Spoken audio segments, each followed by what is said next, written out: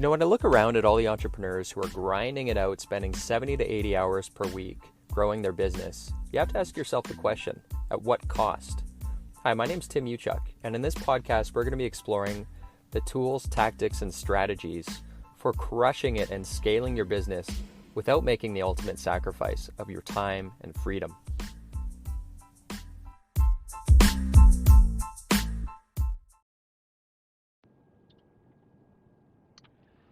Hey, what's up, everyone? It is Saturday morning, and I'm just headed to the Medi Center because my surgery on my head last week, I have to get the stitches taken out, which is fun.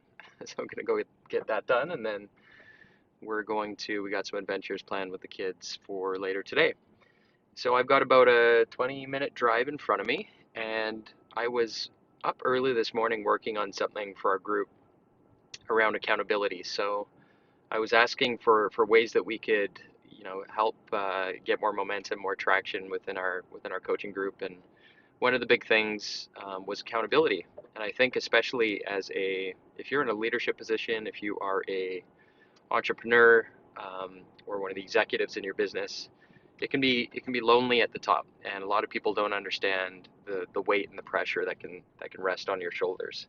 And so oftentimes just having community is helpful, but accountability is really helpful as well, because when you're at the top as well, there's nobody looking over your shoulder to make sure that you're actually choosing the activities that are most important on a day-to-day basis rather than what you like. And we're all to some extent procrastinators, so accountability was the request. And so in this podcast, I want to share with you what we're launching this week and how I'm setting it up and how you can apply some of these tactics within your life, your business, to help yourself to be more accountable and to just get more traction each week. Okay, so how I'm setting it up is we're essentially going to have at the start of each week, you're going to call your shot for the week, and then at the end of the week, you will have to confirm whether or not you completed the activity, the shot that you've called in terms of what you want to check off for the week. And so with this accountability, I'm going to be dropping in some best practices to help set yourself up for success. Because when it comes down to executing, and you look at the people that are able to consistently execute versus those who, they talk about doing something and then they might start it, but they just don't follow through with it. You'll notice, and there are many white paper studies to back these things up, there are patterns at play. And those that are able to achieve, sustained success by an ability to execute, they're just following patterns. And if you know the patterns, if you follow the patterns, then you can achieve some pretty awesome results as well. So I want to share some of those patterns in terms of how I'm hoping to set up our team for success. So the first one is that I want to share with you, and again, these are really easy things that you can do in your world and apply today. So the first is my 3x3 strategy, which is if you had, let's say you just got a ton of things on your plate, if there were only three, if you could only pick three out of everything that you want to get done over the next week, and you couldn't do anything else, what would they be? Three for the week. What would those be? And by applying this constraint, what's happening is you're being forced to prioritize and pick the things that are probably going to be a higher ROI, I would imagine. If you can only pick three, what are those things going to be? So three for the week, and then 3x3 means three for the day. So each the night before. So I like to plan tomorrow today. So ahead of tomorrow, what are the three things? So if you can only do three things, what would those be? So that's your 3x3, three for the day, three for the week. So that is strategy number one. Strategy number two is a pattern which is called finish early, accelerate faster. And what does that mean? Well, it's a pattern in productivity and team management, and this applies to yourself and or your team or your business, where you intentionally take on less for the week. That's why the 3x3 strategy is also important, but intentionally take on less, smaller chunks that you can slam dunk. It's like lowering the basketball rim so you can slam dunk. What happens is, number one, again, you're going to be prioritizing the things that you should be getting done first by taking on less, you're choosing those things that you want to get done and knock off your plate. But also, if you're getting them done early, what happens is the pattern is great, especially for teams, is because you're increasing your momentum and your confidence because you don't have that guilt. You've gotten it done, and you're hungry because your morale's up, so you're going to tackle more. So this is a productivity pattern where you intentionally take on less.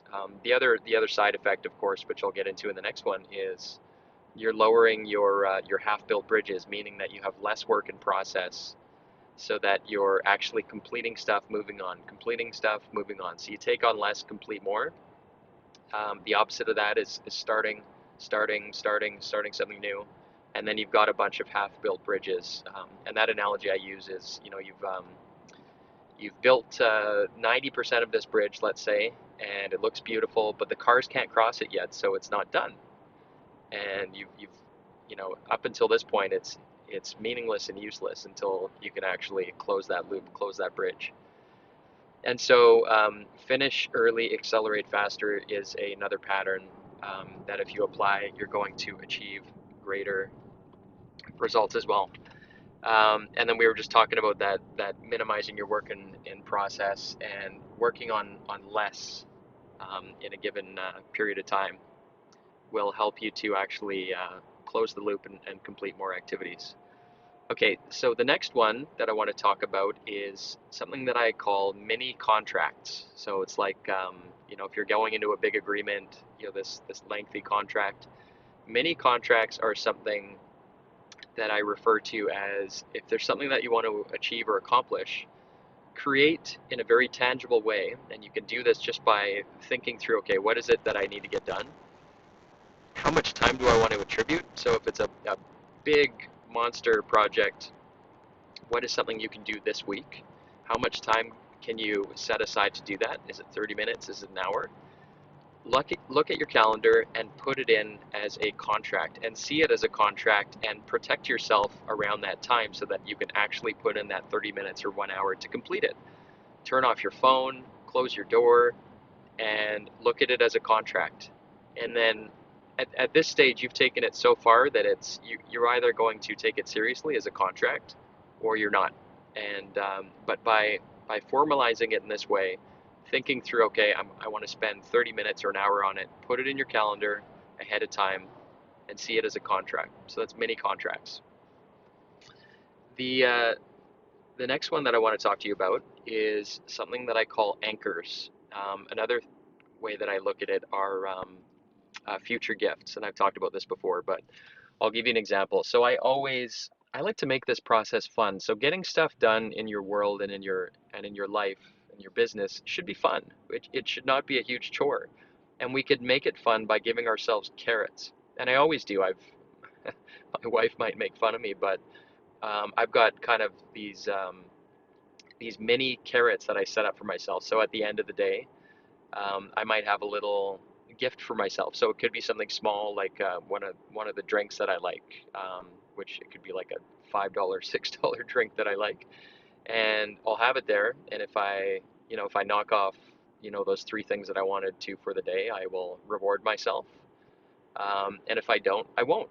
And I'm strict on this because it makes it fun to get this stuff done. And when you do get it done, you're reinforcing um, the activity, which might not be fun for you, but you're anchoring it to something that's positive, right?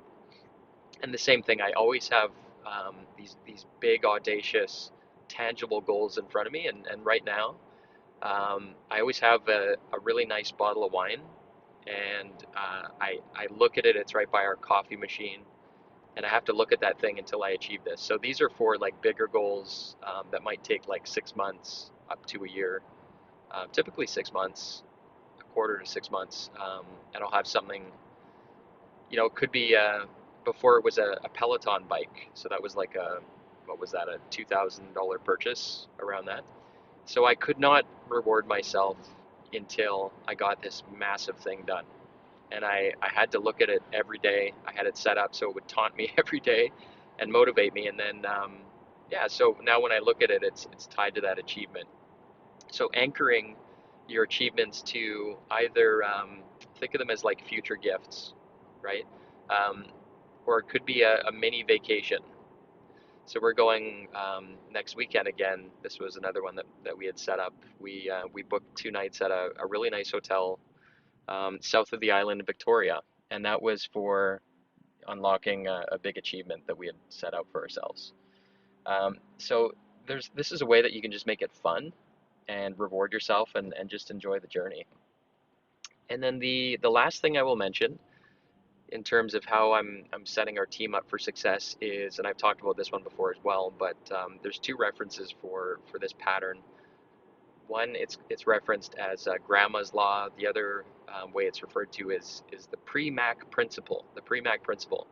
And so that means that if you have a list of things in front of you to get done, all of us naturally are going to be inclined to pick those that we like, that are most desirable first, followed by least desirable. So we're going to order our list. I mean, we might write it down in a different way, but usually reality will map to you selecting by default the most desirable to the least desirable.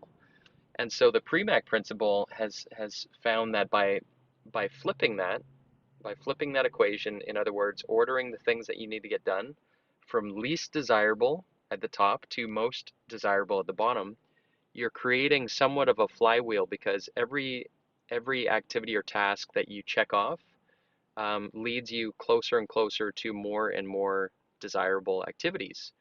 So you're creating a feedback loop that is creating just more positive feedback as you're checking things off. So how we're going to be applying this is, if you were to just write down a list of all the stuff that's floating around in your head that you might have been putting off for a long, long time, write them down and then order them from least desirable would be number 1 to most desirable, right? So if you got a list of 10 or 20, that least desirable thing would be number 1, could be your taxes or something that you're not looking forward to. And then the most desirable would be the highest number, the bottom of the list. And what you want to do there, and we can go back to that 3x3, is rather than eating that whole elephant, what is a 1 bite sized chunk that you can bite off of that thing that's least desirable? And with the 3x3, here's a way that you can marry these 2 things together. Pick the top 3 things, so the top 3 least desirable, and for this week, pick the smallest action that you can take on all 3 of those to move it down the field. So you're not going to complete the whole thing, because that could have some negative consequences to your morale. Really, really small. Again, lower the net, make it really small, so you can move the needle on these 3 things that are least desirable on your list. And you're going to feel amazing, because that guilt is going to be lifted from your shoulders, and then you're going to create that flywheel just by the nature of the things remaining on your list are going to be more desirable. So if you do all of these things or a combination thereof, you are going to have an awesome advantage when it comes to just improving your momentum, your morale, making the journey fun. It's a marathon, not a sprint. That's just behind the scenes of how I'm setting it up for our accountability, just to help people get into momentum. And then, of course, the other piece to it will be people actually making declarations of what it is they want to achieve, and then supporting each other and encouraging each other and holding each other accountable in that way and making it fun. So I hope that's helpful. That's a little behind the scenes of how we're structuring it. And these patterns, again, are, if you follow them, they work. They're proven patterns for productivity and increasing morale and momentum and all that good stuff. So I'm near the Medi Center. Wish me luck. I'm going to get these stitches out, and I'm going to start looking like a normal human again here pretty soon. So enjoy the rest of your day. Hope that was helpful, and we'll talk to you guys soon. Bye.